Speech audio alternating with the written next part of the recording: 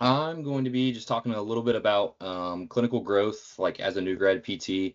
I myself just graduated 2 years ago. So I'm coming up on, 2 full years of practice. I feel like I've learned quite a few strategies and things that I've kind of, helped bring me along in my career that I just kind of wanted to share a little bit about those. Um, so just a little overview. So, like I said, I'm just going to go through a few different strategies that I've used, kind of touch on how those have been helpful for me, and then also highlight a couple things around those that I think are beneficial that even sometimes I try and circle back to myself when I feel like I'm kind of in a rut with treatment and that sort of thing. Um, so just a little bit about my own clinical growth. So like I said, I've just been practicing for right at 2 years now. I obtained my CSCS when I was actually in PT school. I feel like that was really helpful for me to get a little experience in, the strength and conditioning world. I worked and did some personal training stuff when I was in school. I was also the head strength and conditioning coach for a local high school basketball team around the area. I did that for a year. Got a little busy with school, so I only did that for a year, but I feel like that really helped me, especially in my career now with like exercise prescription. Um, like Emily mentioned, I got my TPI certification. And so, I'm a big golfer. I love treating golfers. And so that's something I use pretty frequently throughout these last couple years. That was actually something I got as part of my independent study at the very end of PT school. Um, just recently here, I completed my manual therapy certification through Evidence in Motion. That was like a 16-month program. And I feel like that has really brought me along. That was super helpful in my growth. I've also taken the pain neuroscience education courses through Evidence in Motion. And I feel like that was something that, maybe not so much hands-on skills wise, but the way I talk to patients, communicate with patients, that's really brought me along. And then I'm also dry needling 1 and 2 certified. And then hopefully by year 3, I'll have my OCS. I'm kind of working on that in the next year. And it's funny today when I was talking to Kevin prepping for this, I kind of wanted to see like how many patients have I seen in just the last 2 years. And so as of last Friday, I have seen 4,600 patients in just 2 years, which is crazy to think about, how many interactions I've had with people in different cases and that sort of thing. But I feel like that's something that is really important to highlight because just in 2 years, you're going to see a ton of patients. So going through the first strategy here. So PT is hard, and it's easier if you find someone that can be a mentor for you. It gets easier, but there's always gray. There's always going to be new things you need to learn, and it's ever changing.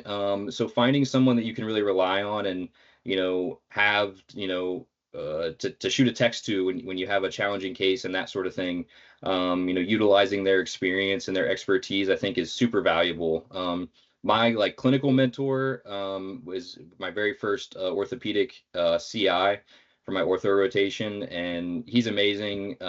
He's OCS certified, and so I think using him and kind of having him to bounce ideas off of have been super helpful for me. Um, and I think it's all about like finding a role model, someone that you look up to in the field of PT, and he's definitely someone that I look up to. And so, whether that's a CI or someone, that you knew from shadowing or whoever it is, find someone that you really look up to and want to model your practice after. And you can have more than just one. At the company I'm at now at Excel, we have a lot of really good therapists that are more experienced than me, and I rely on them, just daily in the clinic. And so I put stars around this next one. Carefully choose your first job, and I'm going to touch on that a few different times throughout this whole presentation. But I think it's super important to make sure you find a place that promotes growth and allows you to grow. And so, like I said, day to day, I have a ton of experienced clinicians around me. And so I think that's something that's really allowed me to grow just daily, and have other people, like-minded people around me that are good to have those good clinical conversations with. which feeds really well into my next topic is, find like-minded peers. So it's one thing to have, mentors that you kind of look up to. But for me, it's been very helpful. It's kind of like when you're going through PT school, everyone's kind of in the same boat. You're kind of going through everything together. So you kind of like lean on each other as you're going through those tougher times.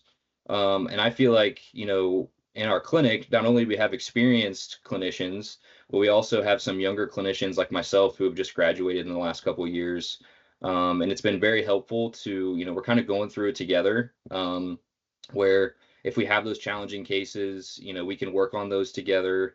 And then, if someone else has a challenging case that they bring to you, you're maybe not the treating therapist for that case, but it kind of multiplies your clinical exposures because, oh man, that's a tough case. I hadn't thought about maybe doing something like that.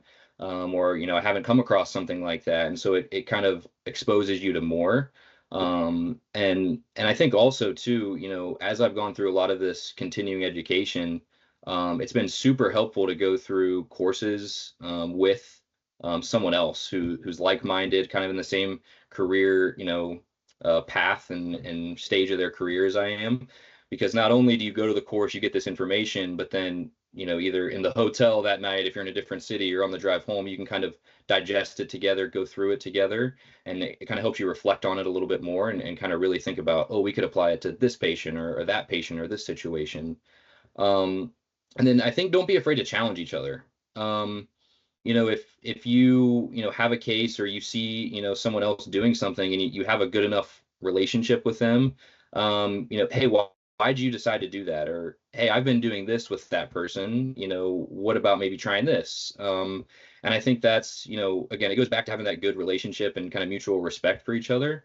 But at the end of the day, like we're all here to help the patient. And so if it's, the root of it comes from just trying to help each other grow and get better, I think that's super helpful. And then this last bullet is, I think it kind of goes probably into this category, is be open to taking a student early. It's not an opportunity that I think a ton of people get, but last summer, after just being out for a year, I had the opportunity to take a student, and it helped me significantly. You really have to be kind of more, buttoned up, really make sure that you're not just kind of going through the motions. Sometimes you can get stuck in sort of those, ruts where you're just like, I just feel like I'm not helping anybody. And this really allowed me to take a step back and kind of look at things, from the outside.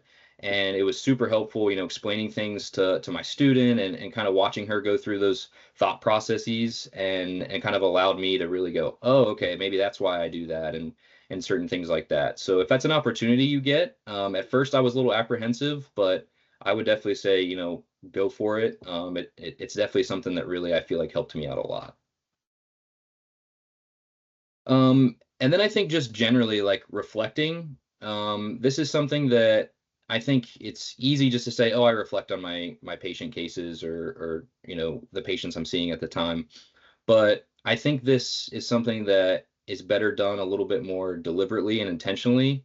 For me, at least for I'd say probably a good the first year, and even now sometimes I'll do this if I have a more challenging case.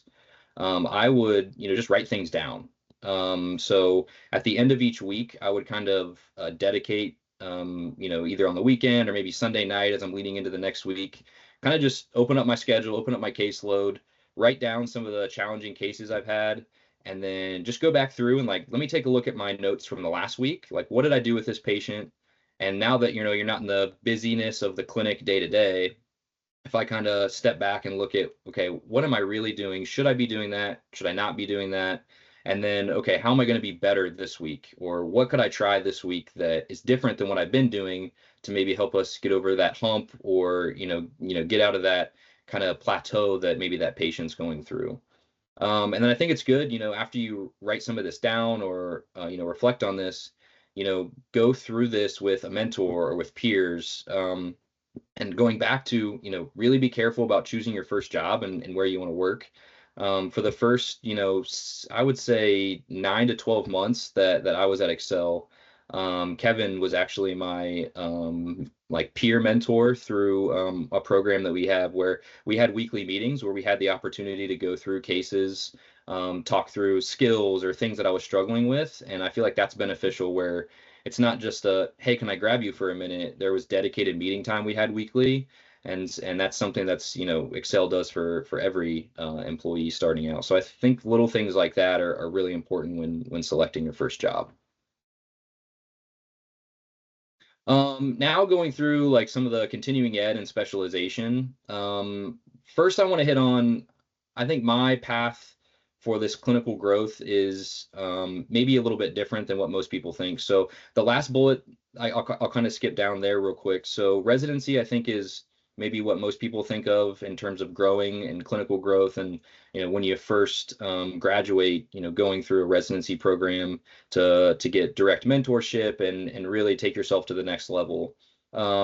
I did, maybe I'll call it an untraditional sort of like clinical growth, maybe, or just a different path where I didn't go through a residency. I kind of decided to like pick and choose different things that I wanted to do to grow and things I was interested in. And I still feel like, when I look at people who have gone through a residency, I feel confident that like I am, at a similar level as some of them. And there's pros and cons to maybe, doing a residency or not doing a residency. And so just deciding, I think, what's best for you at the time is kind of important. But then kind of going back through, just choosing continuing ed in general, like choose things that you enjoy doing. I enjoy golf, and that's something that I've kind of prioritized early on. And then, dry needling is something that we use a lot during the clinic. I enjoyed doing that and learning about it, and that really helped me. And then I think also knowing that it's not about the letters, it's about the learning. So, it's great to have some of the letters and, maybe other people in the field may respect you a little bit. But the patient doesn't know. The patient has no clue what the letters mean, so don't stress so much about getting the letters. Really just dive in and like focus on like what are you actually getting out of the course. And then I think also, again, going back to choosing a job that values and promotes that specialization. So all of the continuing education that, I got, Excel, paid for, promoted, encouraged me to go through. And so I've done a lot of things, and, and Kevin and, the leadership team has really pushed me and some of the other clinicians to, specialize, and we want to be better. And again, like those letters are nice, but the patient doesn't know. It's all about being better for the patient. And then also like find some variety. So don't kind of go down a rabbit hole maybe and, only focus on one thing. It's great to be really specialized in one area, but I think, finding a variety of things that can expand your clinical practice and give you multiple tools in the tool belt are going to be something that really helps you out. And then repetition. So, fewer patients isn't always better.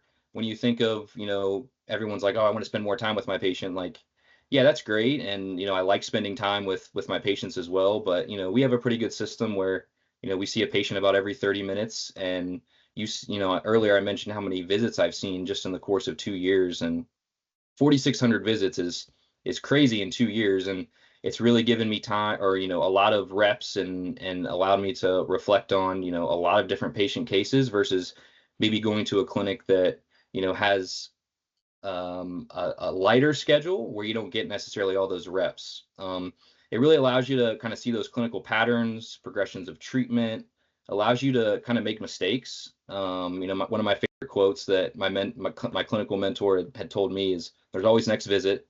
So, you can make mistakes. That's okay. There's always next visit, and if you make a mistake, then own it to the patient. Hey, last time I don't know, I didn't give you my best for whatever reason, but let's try things a little bit differently today. And I think patients really appreciate that. And it also gives you that chance to refine your definition of normal. What's hypermobile, what's hypomobile, what is that normal mobility, and that way you kind of have a bigger bank to go off of when you're, talking, or sorry, in your brain when you're referring to those things of, oh, that's a little stiff, or that moves quite a bit.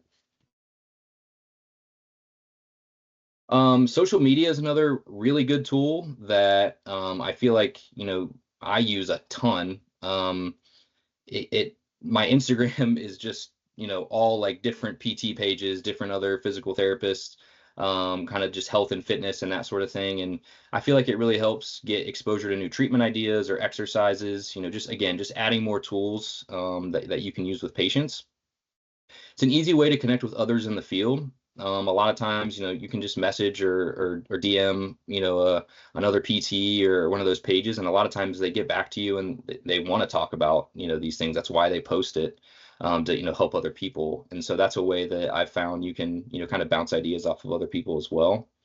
And again, it's easily accessible. Like I said, just on Instagram or wherever you're on social media, super easy to find, up-to-date research and things like that. And a lot of times the research is easier to digest, in an Instagram post versus like actually reading through like a full paper. It's still good to do that, but you can get summaries or little snippets of research that I feel like is beneficial. And as much as it can teach you what to do, it can also teach you what not to do. One of my big pet peeves is, like the bulletproof your knees or those type of people on Instagram where they give you, hey, do this one exercise and it'll fix your back pain. And it's like, the PT's not like that. It is as much as I wish it was. And so I think, seeing things or seeing certain language maybe that Instagram, they use on there for maybe likes or clicks, and kind of saying, yeah, I don't think I should tell my patient that, and kind of learning from that as well. And then kind of to wrap it up, I think it's important to, find your purpose. So none of the previous 6 things that I mentioned really matter if you aren't driven or have a purpose or a why behind what you're doing. Like, why do you go to work every day? Why do you do what you do? Why did you get into PT? What drives you to get better? I think these are all really important questions to ask yourself when deciding like how do you want to grow. Because if you're not motivated or if there's not like a true passion behind what you're doing, then it's hard to really dive into it. And figure out how you want to challenge yourself. Maybe my experience is mostly orthopedic, but maybe for you it's a different